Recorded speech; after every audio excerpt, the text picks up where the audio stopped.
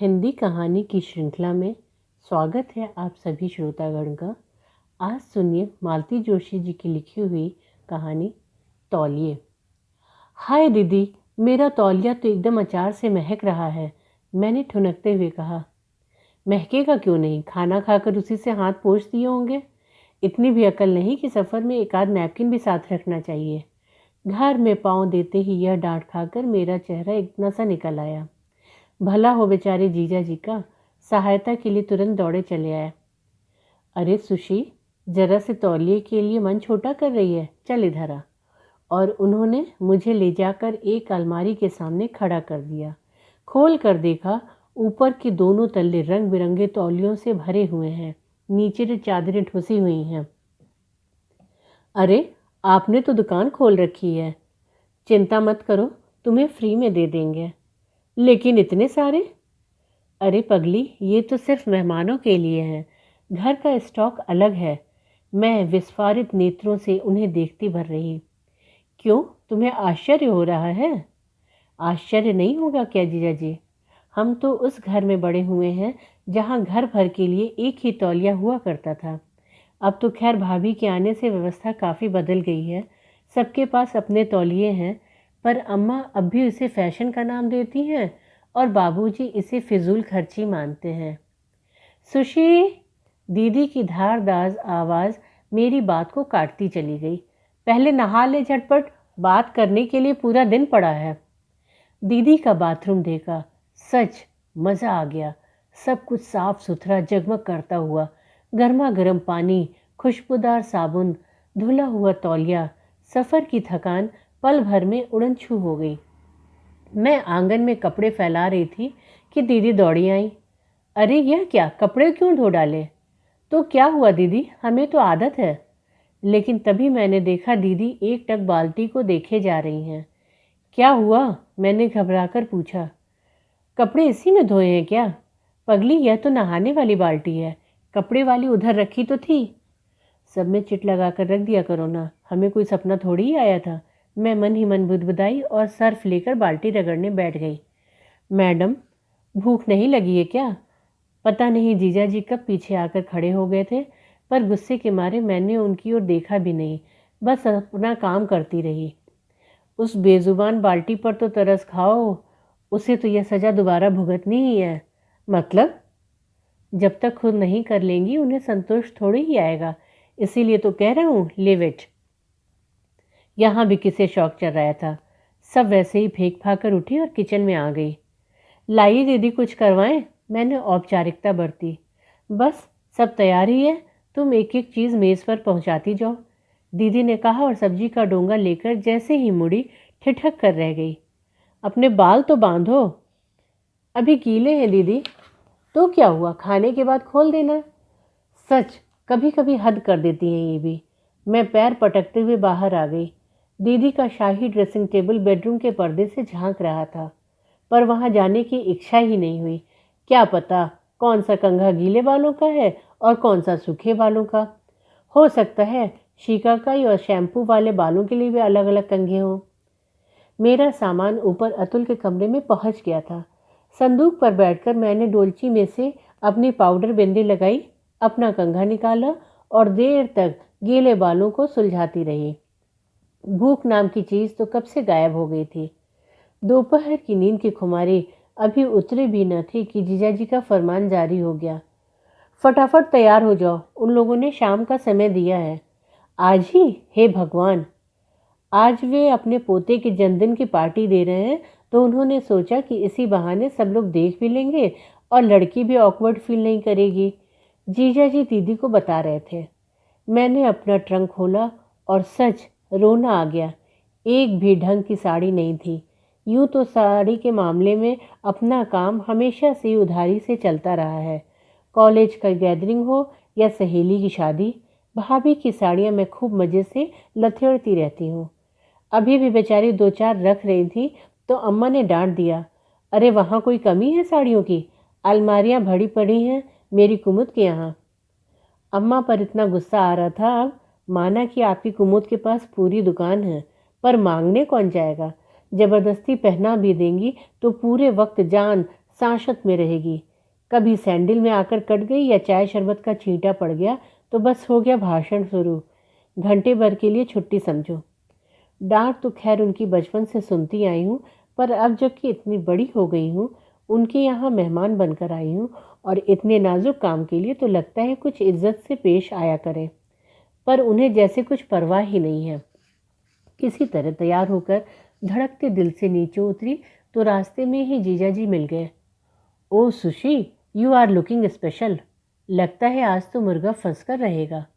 बस उनके इस एक वाक्य ने मेरी सारी दुविधा समाप्त कर दी। दीदी तैयार हो गई? चलो देखते हैं। दीदी सज धज कर तैयार बैठी थी। मैचिंग चूड़ियां बदलने का कार्यक्रम चल रहा था। कुमुद जी, जाने से पहले एक बात साफ कर देना चाहता हूँ। क्या? दीदी ने आश्चर्य से पूछा। अगर वहाँ तुम्हें अपने व्रत का नाटक करना हो तो अच्छा है, तुम घर पर ही रुक जाओ, मैं कोई बहाना बना लूँगा। क्या मतलब? डर के मारे मेरी तो जान ही निकल गई। दीदी साथ न रहे तो उतने सारे अजनबी लोगों के बीच मेरा क्या बनेगा? आप बाहर खाती नहीं हैं क्या? मैंने हैरत से पूछा। खाना तो दूर, बाहर पानी तक नहीं पीती हैं ये, जीजा जी ने बताया। अगर मजबूरी में किसी के यहाँ पीना पड़ जाए तो गिलास इतनी बार ऊपर से नीचे तक देखेंगी कि सामने वाला शर्म से पानी पानी हो जाएगा। अब आप जाते समय मेरा मूड तो न खराब कीजिए, दीदी ने तमक कर कहा तो जीजाजी चुप हो गए। पर दीदी का मूड वैसा ही बना रहा। सारे रास्ते वे चुप चुप बनी रही। उनके साथ होने से जो एक सहारा सा था वह भी अर्थहीन ही लगा। जीजाजी ही पूरी कमान संभाले रहे। घर से निकलते वक्त इतनी चकचक हो जाने के बावजूद भी दीदी ने वही किया जो उन्हें करना था। पार्टी का आधुनिक डील डॉल देखा और झट से व्रत की घोषणा कर डाली। मेरी तो सिट्टी पिट्टी गुम हो गई थी। इस तरह की पार्टी में शिरकत करने का पहला मौका था। तौर तरीके कुछ भी नहीं जानती थी मैं। जीजा जी मेरी घबराहट भांप गए थे। वे साए की तरह मेरे साथ रहे, अपनी प्लेट के साथ मेरी प्लेट भरते हुए घूम घूम कर सबसे परिचय करवाते रहे। दीदी पूरे वक्त कोने की एक कुर्सी पर बैठी सेब कुतरती रही, शरबत गटकती रही। मेजबान और उनकी पत्नी बार बार उनके पास पूछताछ के लिए जाते रहे। अपने अलमस्त ठहाकों के बीच जीजा जी जब भी उधर देख लेते उनका चेहरा तमतमा उठता और वे मुंह फेर लेते। लेकिन मेजबान से विदा लेकर जैसे ही हमारी गाड़ी सड़क पर आई, उनकी सहनशीलता ने जैसे जवाब दे दिया। फिर तो जो शुरू हुए, तो घर पहुंचने तक उन्होंने सांस नहीं ली। दीदी चुपचाप सिर झुकाए सब कुछ सुनती रही। लगा जैसे यह बमबारी उनके लिए अनपेक्षित नहीं थी। मुझे लेकिन बहुत बुरा लगा।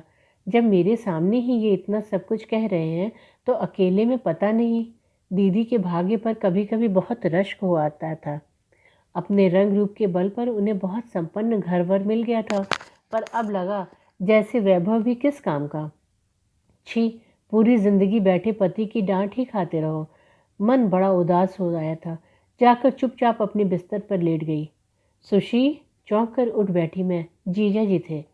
जाकर अपनी दीदी को कुछ खिला तो दे, वह बेवकूफ़ भूखी ही सो जाएगी। मैंने देखा यह कहते वक्त उनका स्वर और चेहरा तरल हो आया था। जीजा जी, ये दीदी को क्या होता जा रहा है, यही तो समझ नहीं पाता हूँ सुशी, उन्होंने कहा और एक कुर्सी खींचकर उस पर बैठ गए। ये सफाई का भूत लगता है, मुझे या उसे पागल बनाकर ही दम लेगा। मेरी सोशल लाइफ तो एकदम ख़त्म हुई हो गई है। घर के लोग यहाँ तक आने में कतराते हैं। पीने का पानी तक किसी को छूने नहीं देती। बताओ, इतना लांछन और इतना अपमान कौन सहेगा। ठीक है, आप सफाई पसंद हैं, पर दूसरे लोग भी घूरे घर के तो नहीं हैं। अरे 2 दिन तो लड़का घर पर आता है पर वो घबरा जाता है, उसे भी ये नहीं बख्शती। यही तो गड़बड़ है जीजा जी। इतना बड़ा घर है और फैलाने वाला कोई नहीं। इकलौते लड़के को भी आपने इतनी दूर हॉस्टल में डाल रखा है। दीदी के पास अब फुर्सत ही फुर्सत हो गई है, इसी से उनके दिमाग में ये फितूर उपजते रहते हैं। यह भी तो उसी की जिद थी। बोली मेरा बेटा ऐसे वैसे स्कूल में नहीं पढ़ेगा, उसे देश के सबसे महंगे सबसे अच्छे स्कूल में भेजना होगा। नहीं तो बताओ यहाँ क्या स्कूल नहीं है। बहुत सारी फुर्सत और ढेर से रुपए पास हो तो ऐसी ही उटपटांग बातें सूझती हैं। नहीं तो हम जैसे स्कूलों में पढ़े हैं हम ही जानते हैं। डेस्क है तो टाट पट्टी गायब है, घर से आसन लेकर जा रहे हैं, धूप में टिन तप रही है, बरसात में छत टपक रही है। पर दीदी को एमए करना था, कर ही लिया। भैया को डॉक्टर बनना था, बन ही गए। बाबूजी कहते हैं जो हीरा है वह धूल में फेंक देने पर भी अपनी चमक नहीं खोता। पिछले साल सोनू मिडिल की परीक्षा में पूरे संभाग में फर्स्ट आया था। ज्ञान भैया तो 5वीं से स्कॉलरशिप पा रहे हैं। 2.5 कमरों के उस मकान में कैसे गुड़ू मुड़ू होकर पढ़ते थे हम लोग, और वहीं गुड़ी मुड़ी होकर सो भी जाते थे। सुबह दीदी के यहाँ चादरों का जखीरा देखा तो याद आया, चादरें तब घर में 2-3 ही हुआ करती थी। एक बाबूजी के पलंग पर बिछती और एक भुट्टी में धुलकर मेहमानों के लिए रख दी जाती थी। बच्चों की गुड़ियों पर तो अम्मा की पुरानी धोतियाँ ही काम आती। सुबह खाना खाते हुए देखा था, डाइनिंग टेबल की अलमारियाँ बर्तनों से अटी पड़ी हैं। स्टील के, चीनी के, प्लास्टिक के, सब में विभाजन रेखाएं हैं। घर वालों के लिए, मेहमानों के लिए, विशिष्ट मेहमानों के लिए। घर पर तो यह सब सोचने का अवकाश ही नहीं रहता। 7-8 प्राणी तो हम ही लोग हैं। ऊपर से मेहमान आ जाएं तो बस स्टील की, कांसे की, चीनी की थालियां, प्लेटें सब मिलाकर गंगा जमनी पंगत लग दी जाती है। इसमें भी पूरा ना पड़ा तो 2 बच्चे एक साथ कर दिए, बस कोई बुरा नहीं मानता। अब कौन विश्वास करेगा कि दीदी भी उसी वातावरण में पली हुई हैं, बल्कि हम लोगों का तो सारा बचपन उन्हीं के साए में गुजरा है। अम्मा को घर के कामों से फुर्सत ही नहीं मिलती थी, फिर गोद में कोई ना कोई होता ही था। बड़े बच्चे दीदी के सहारे ही पले। सहेली के यहाँ भी जाती तो साथ में कोई न कोई लगा ही रहता। अब यह एकाएक उन्हें क्या होता जा रहा है। उस दिन तो वाकई दीदी ने हद कर दी। पार्टी वाले दिन माहौल भीड़ भाड़ वाला था, ठीक से बातचीत नहीं हो पाई थी, इसलिए जीजा जी ने एक सुबह सबको चाय पर बुला लिया। उस दिन सुबह से ही दीदी चौके में घुस गई। मुझे सिर्फ सज संवर कर मेहमानों का स्वागत करना था। एक कान दरवाजे पर लगाए मैं यूं ही बेमतलब प्लेट चम्मच ट्रे में जमाती रही, गिलास पूछती रही। ठीक 9 बजे वे लोग आए। घर में पाँव देते ही वहाँ की साज सज्जा से विस्मित हो उठे और मुग्ध भाव से एक एक चीज़ की प्रशंसा करने लगे। अपनी प्रशंसा से तृप्त होकर और स्वागत का कर्तव्य निपटाकर दीदी फिर किचन में चली गई और लोग बाग इत्मीनान से बैठकर गपशप का मूड बनाने लगे। वर महोदय की भाभी और बड़ी बहन साथ में थी। दोनों की गोद में गुलथोने बच्चे थे जो नीचे उतरने के लिए मचल रहे थे, पर बेचारी संकोच में, असमंजस में उन्हें कसकर थामी हुई थी। आखिर जीजा जी ने ही उन्हें इस दुविधा से उबार लिया। ताश का एक पुराना पैक और 2-4 पुराने शोपीस कालीन पर डाल दिया और बच्चों को छोड़ दिया। बच्चे भी खुश और माँ भी। दीदी जब गोपाल के हाथों नाश्ता लगवाकर बाहर लाई तब भारत की विदेश नीति की आलोचना जोरों पर थी।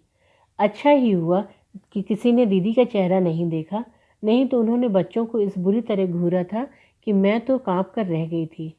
नाश्ता देखते ही सब लोग राजनीति की सूखी चर्चा को छोड़कर नाश्ते पर टूट पड़े। दीदी सचमुच गजब की चीज़ें बनाती हैं। 6-7 आइटम थे, सब के सब घर पर बने हुए। सब ने डटकर खाया और जी भरकर प्रशंसा की। 2 घंटे बाद जब वे लोग जाने के लिए उठे तो कमरे की साज सज्जा देखने लायक थी। सोफे से लेकर मेजपोश तक टमाटो सॉस का छिड़काव हो रहा था। कालीन पर खजुराहो की खंडित मूर्तियां गाजर का हलवा चख रही थीं। पानी के जग में पापड़ का चूरा धुला हुआ था। एक गिलास टूट गया था जिसे एहतियातन मेज के नीचे सरका दिया गया था। हम लोग उन्हें छोड़ने गेट तक गए। गाड़ी के पास भी 10-15 मिनट तक बतियाते रहे। आखिरकार जब बड़ी भाभी ने देवर को टहोका मारा कि यहीं डेरा डालने का इरादा है क्या, तब जाकर गाड़ी स्टार्ट हुई। अतिथियों पर टीका टिप्पणी करते हुए हम खरामा हरखरम बंगले की ओर लौट रहे थे कि देखा गाड़ी फिर लौट आई। मैं अपना पर्स भूल गई थी, नीता दीदी ने झेपते हुए बताया। सब लोग गाड़ी में ही बैठे रहे। औपचारिकतावश मुझे ही उनके साथ अंदर आना पड़ा। ड्राइंग रूम में पाँव दिया और धक से रह गई मैं। वहाँ का तो नज़ारा ही बदला हुआ था। कालीन निकल चुका था, कुर्सियाँ एक ओर सरका दी गई थीं और गोपाल बाल्टी में पानी लेकर कमरे का पोछा लगा रहा था। सोफे के कवर निकाले जा चुके थे और एक कोने में खड़ी दीदी उन पर नए कवर्स चढ़ा रही थी। दीदी को देखा तो याद आया वे हमारे साथ बाहर नहीं आई थीं। उन्होंने दरवाजे से ही हाथ जोड़ लिए थे। नीता दीदी के साथ दोबारा बाहर जाने का मेरा साहस नहीं हुआ। उसके बाद उसके बाद क्या हंगामा हुआ है। जीजा जी 2 घंटों तक पागलों की तरह चीखते रहे थे। घर के दरों दीवार भी जैसे उनके गुस्से से दहल उठे थे। मैं तो उनके सामने पड़ी ही नहीं। दिन भर अपने कमरे में दुबकी इस घटना के संभावित परिणाम की कल्पना करती रही। शाम को पूरे 5 घंटे बाद मैं उतरी। देखा, बरामदे में इत्मीनान से बैठी दीदी धोबी को कपड़े गिनवा रही हैं।